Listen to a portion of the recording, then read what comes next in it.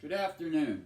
My name is Dan Lockerty, and today I will attempt to review the legalization of marijuana and whether or not it's a good idea to expand sales.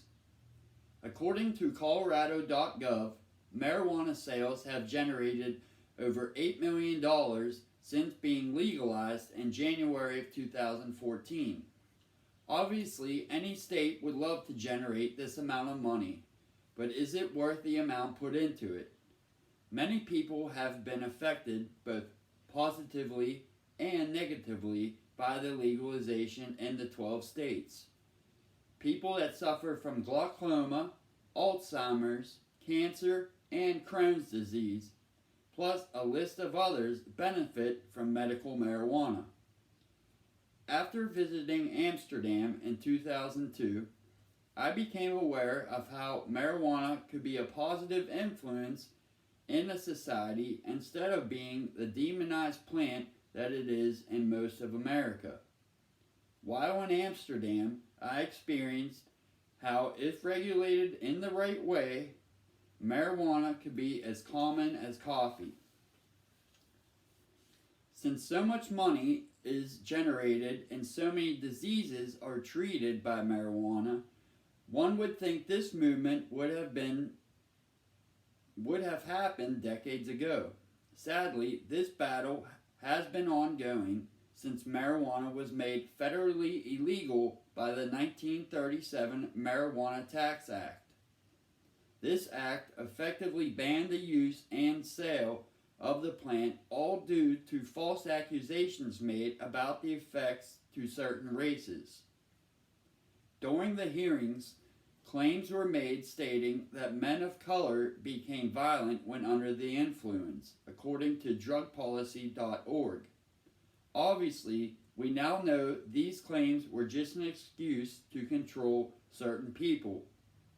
In the 1930s, this act was ruled unconstitutional, but was replaced with the Controlled Substance Act, placing marijuana in the most restricted category. Little progress was made until California became the first state to legalize for medical use in 1996. This was a huge win for supporters who could finally use the plant for its rightful use as a therapeutic agent.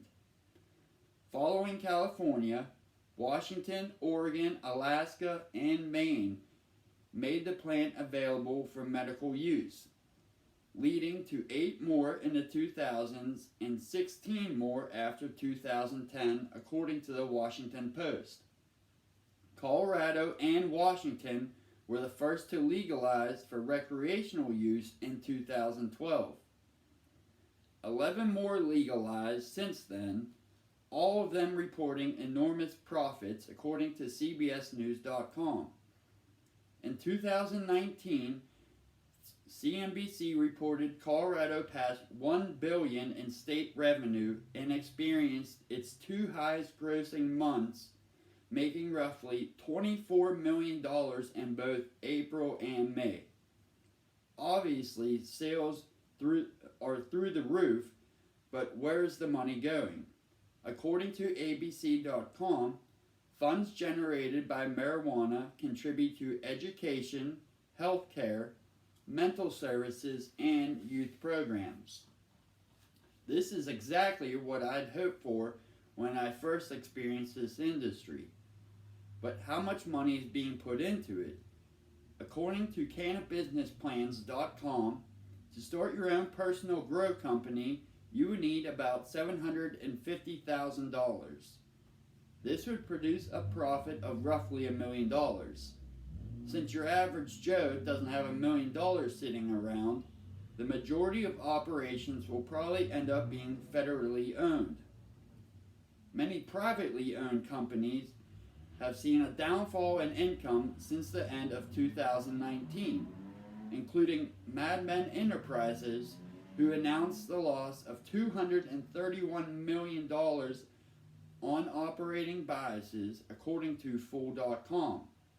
This is due to Canadian supply problems, tax rates in the legal U.S. states, and of course the black market, which will remain a thorn in the side of the industry until removed.